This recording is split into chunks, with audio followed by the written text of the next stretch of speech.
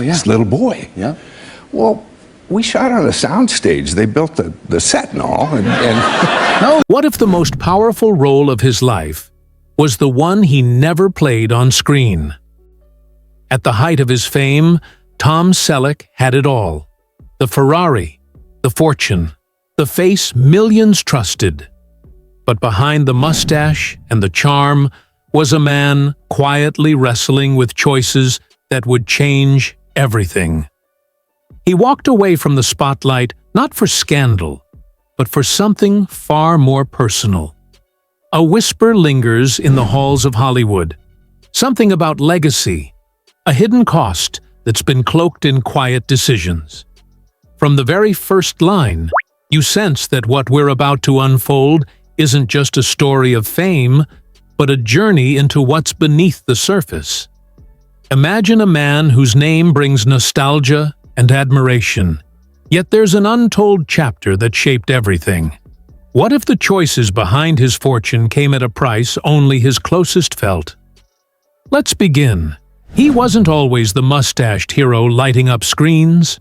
Long before Magnum's red Ferrari and Blue Blood's stern police commissioner, Tom Selleck was a kid in a modest Detroit-born household, with dreams far removed from Hollywood glamour. Raised in Sherman Oaks after his family moved west in 1948, you wouldn't find him chasing stardom. You'd find him on basketball courts at USC, working towards a degree in business, grounded by discipline his father instilled. That sense of order would echo through his life. Quiet, steady, precise. Here's the hook you didn't see coming. Tom planned to walk a very different path. One of spreadsheets, not scripts. Of stability, not spotlight. But life, as it tends to do, bypassed the script. A drama coach in his senior year nudged him toward acting. Not with fanfare, but with a single invitation. He stepped into the studio and discovered something sleeping inside him. A voice honed by patience. A presence calmer than any crowd. Imagine realizing your heart is pounding for something nobody expected. His early screen roles were humble. Commercials for Pepsi, deodorant spots, brief TV cameos. Yet even in those flashes, he carried himself with a still confidence that casting directors noticed. They saw sincerity where others saw inexperience. Rejections piled up. 6 pilots flopped. But through it all, he didn't chase fame. He chased craft. He studied at Beverly Hills Playhouse, trimmed his technique, and respected the journey. Then came a fork in the road, a draft notice in 1967. Instead of avoiding service, he enlisted in the California Army National Guard. He served 6 years, even through the height of the Vietnam conflict. Most would scramble to avoid such a path. Tom stepped forward, and he held on to acting in spare moments between drills and uniforms. It was a rare blend, duty and dream, discipline and art, all entwined. Fade back into civilian life in 1973 and picture Hollywood as something both familiar and foreign. Tall, handsome, respectful, but still anonymous. He chalked up more excuses than breakthroughs. Auditions led to more commercials, one-line parts. They said he wasn't flashy, that he lacked bite. He was too sincere. But when he landed the role of Lance White on the Rockford Files in 1979, something shifted. Audiences felt a calm magnetism. He was the eye in the storm. And that one recurring role opened a door. Early 1980 brought the moment that would define a generation. Magnum, P.I. He emerged on screen as Thomas Magnum, charming, mischievous, probing mysteries from a Hawaiian paradise in a bright red Ferrari. The show wasn't just popular, it was a phenomenon. For 8 seasons, Selleck owned Sunday nights. He earned $500,000 an episode at the height. Roughly $1.2 million in today's dollars. He wasn't just acting.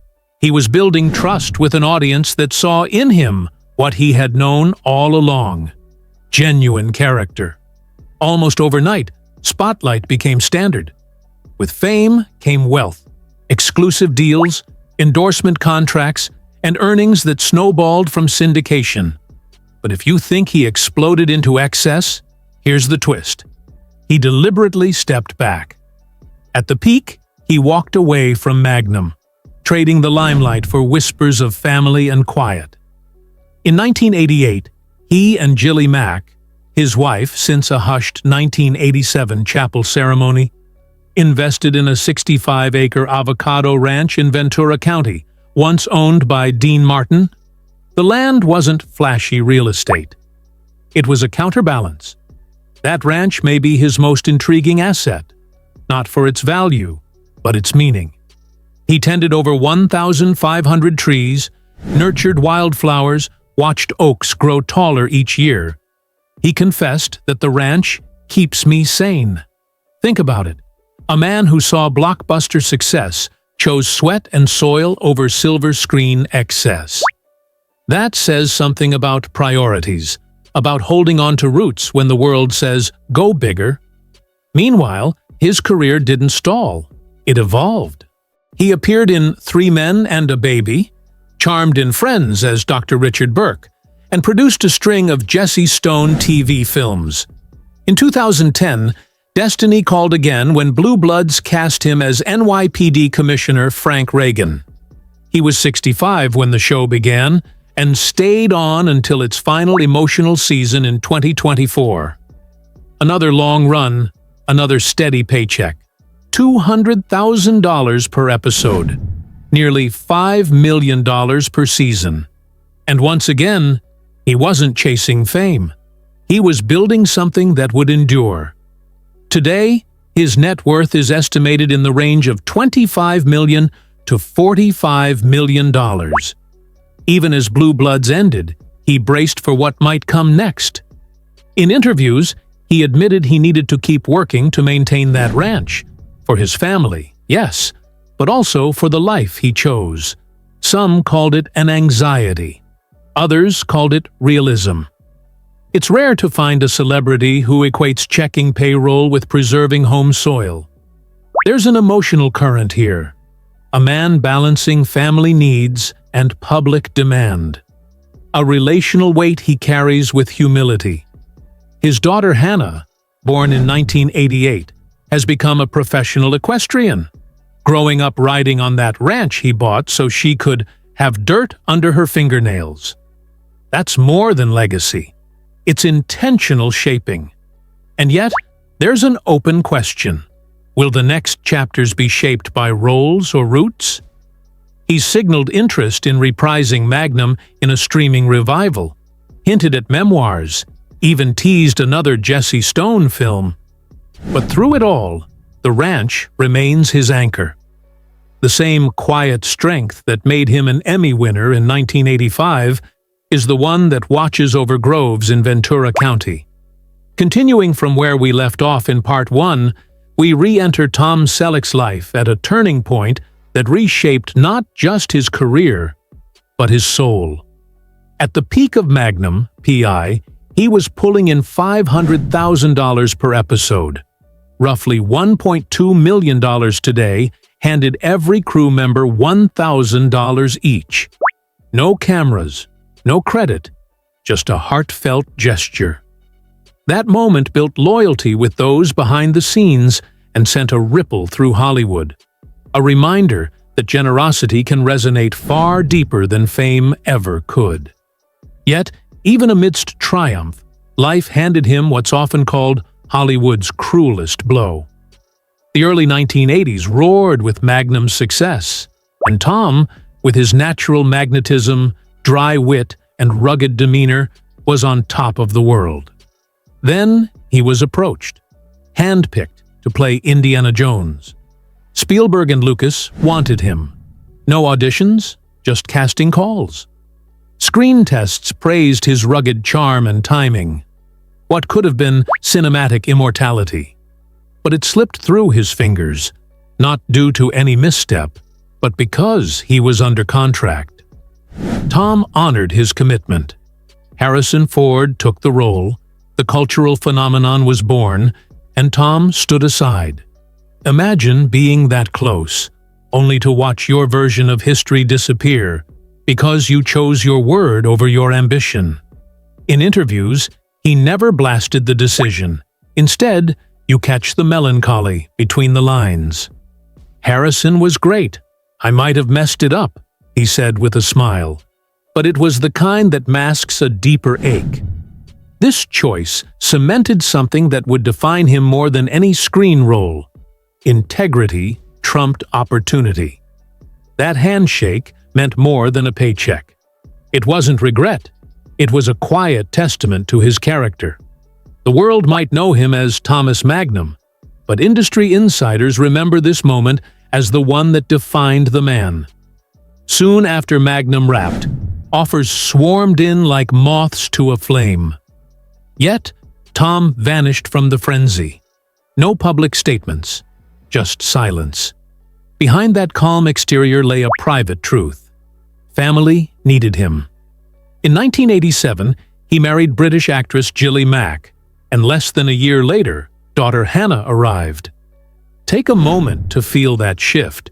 One day you're on camera, the next day you're burying yourself in diaper bags, ranch chores, and late-night feedings. It wasn't a retreat, it was intentional. The ranch in Hidden Valley became his sanctuary.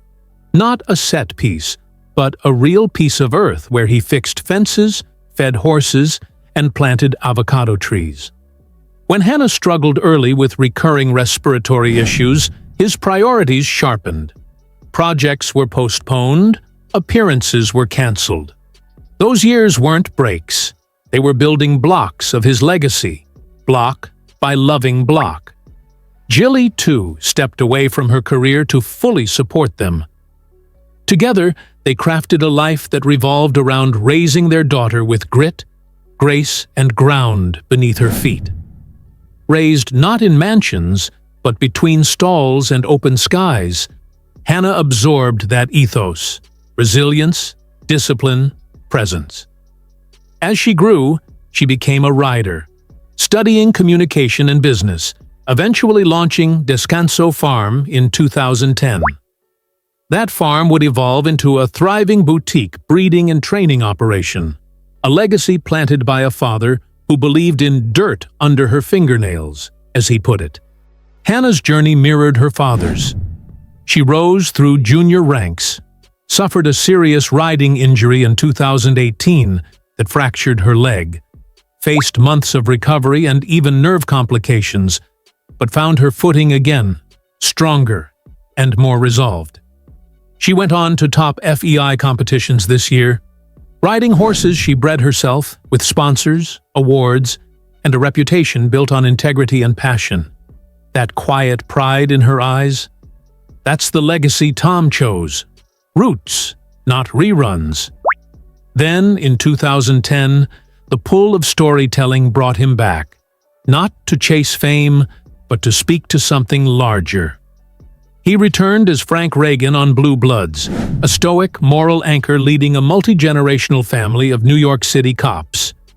He wasn't playing a spectacle. He was playing a father, a patriarch, a man of principle. He wasn't chasing youth. He was channeling experience. At $200,000 an episode, it was less than Magnum pay, but he never complained. When budget cuts threatened the show, he and the cast volunteered 25% pay cuts to protect jobs and preserve the storytelling. No public fanfare, just leadership. The show became a cornerstone of Friday night TV, running 14 seasons until its recent conclusion in December 2024. Yet through every dramatic twist on screen, Tom remained the quiet center, steadfast, unwavering, real. But even real-life dramas carry weight. 15 seasons of high earnings, syndication checks, and brand endorsements have built an estimated net worth between $25 million and $45 million. Yet maintaining that 63-acre sanctuary in Ventura County isn't cheap. Between staff, Property taxes, water systems, and repairs, the costs add up. He once stated plainly, "If I stopped working, yeah, I'm set for life. But maybe not on a 63-acre ranch." It was a catch-22, luxury versus legacy. And when CBS announced Blue Bloods was ending, he admitted on CBS Sunday Morning that he hoped to continue acting to keep his retreat afloat. His voice revealed a silent fear. Could the place that kept him grounded slip away? There's a powerful irony here. A man who could forfeit explosive fame at the height of Magnum did so for a quiet life, but now risks losing that life unless the work continues. The cameras may be off for now, but the story is far from over. He's hinted at returning as Jesse Stone in another TV film, mentioned a Magnum revival possibility, and expressed interest in exploring Western roles. Choices he's making today will shape not only his future, but the future of the ranch, his daughter's legacy, and the narrative he left open when he chose roots over reinvention. A low rumble of tractor engines echoes across the ranch at dawn, masking something deeper: uncertainty. In these final years, Tom moves with measured caution, every step intentional. Land can be bought, but memories can't, he said, not as a lament, but as truth, his voice thick with unsaid meaning. However, despite decades of built resilience, this sanctuary he's protected teeters on a delicate edge. There's a scene I can't shake. Nearly 80 now, Tom's silvered hair catches the morning light as he slowly walks beside the fence, hand trailing along weathered wood. His back stiffens, marks of a life spent playing physical roles and handling ranch labor. Chronic joint pain isn't headlines fodder, but it's real. He once admitted it, quietly, in conversation. Sometimes my body doesn't want to come along. Not tragedy in headlines, just quiet betrayals. And you feel it, with every deliberate pause, every breath before rising. On the porch or astride his tractor, his presence shifts. Where once the ranch energized him, now its stillness can sting. There are days when he climbs atop that machine with a grunt, others when he simply sits, gaze fixed on the hills rolling silver with fog. The place he carved a life with Jilly and daughter Hannah echoes memories of laughter, early morning routines, childhood trails.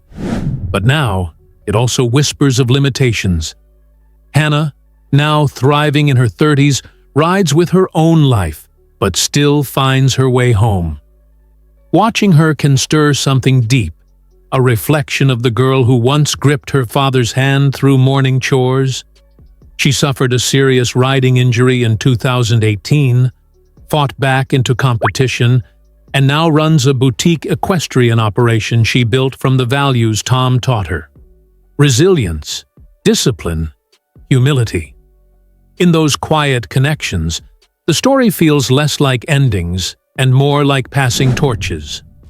Through marriage to Jilly since 1987, their bond matured in the hush of Hidden Valley. She stood by him when career storms raged, stood with him when his daughter needed care, and now stands watching him age with grace. They share morning coffee, watching horses graze, without nostalgia or regret. Just quiet companionship shaped by decades lived together. Loss does not scream here, it hums. The weight of roles earned and left behind hangs in the stale ranch air. The cameras are gone, the scripts are printed, but the roles most powerful aren't on screen. They're carved in daily acts, riding fence lines, feeding animals, holding steady when bodies sag. Those are performances that asked more of him, and he never stepped off stage. There's a bittersweet irony in his financial world. A steady past income from Magnum and Blue Bloods, syndication, endorsements, a net worth still estimated up to $45 million. But ending Blue Bloods in 2023 meant losing roughly $4 million a year. Cultivating a 60-acre avocado ranch isn't cheap. Taxes, upkeep, labor. He once said he'd keep working to keep the ranch going. That line pierces the luxury we imagine and the realities beneath it. Amid fading physical vigor, his spirit stays vivid. He still answers fan mail, reads letters, watches old westerns. But scripts?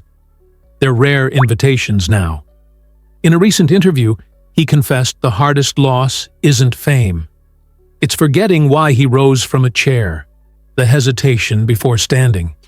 Still, those quiet moments yield purpose, memories, legacy, love.